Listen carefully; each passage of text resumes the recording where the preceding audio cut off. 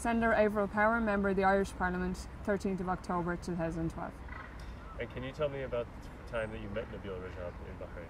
I travelled over to Bahrain last year with an Irish delegation of other parliamentarians, of doctors and human rights activists, and we met Nabil Rajab when we were there, and we discussed, I suppose the reason that we travelled was because of our concerns about human rights issues in Bahrain, particularly the arrest of medics who had trained here in Ireland and were known well to my colleagues here, and just the general situation and the unrest that followed the protests there last year.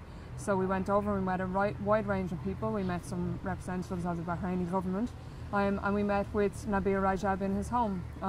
He discussed with us his concerns and those of human rights activists in Bahrain, and he showed us around his home. He showed us the tear gas canisters that had been thrown in his window one evening, and we discussed, I guess, our hope that things would turn around peacefully in Bahrain, that there would be a real dialogue between the government and the opposition, and that Bahrain would return to being a positive symbol in the Middle East, and a place where people of all faiths and none work together, and somewhere where countries like Ireland and other Western countries have long wanted to do business as a good society and a progressive society.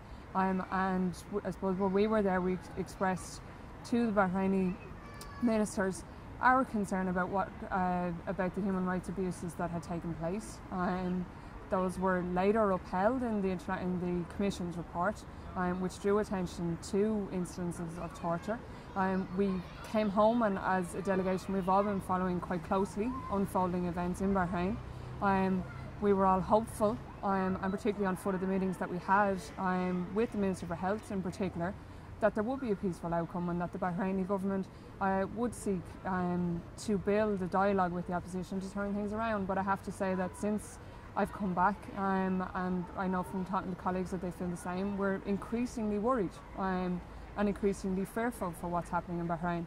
And when I heard the verdict in Nabil's trial, and heard that he had been sentenced purely for exercising his right to freedom of expression, which is a fundamental, internationally recognised fundamental human right, I have to say that I was shocked. I was extremely disappointed, and I hope that with the appeal, that the judicial system in Bahrain will show that it has independence and that it has respect for human rights, and will send that message out to the international community. There's huge interest here in Ireland in what's happening in Bahrain. Politicians of all parties are following events very, very carefully, as are our government. I'm a member of the upper house here, the Senate, and we have passed a unanimous motion expressing our concern about the human rights situation and hoping that things will turn around. So we're all very much looking to the courtroom this week in the hope that we will see real vindication of the right to freedom of expression and freedom of assembly, and that ultimately things will pick up in Bahrain, and there will be a meaningful dialogue and a peaceful reform.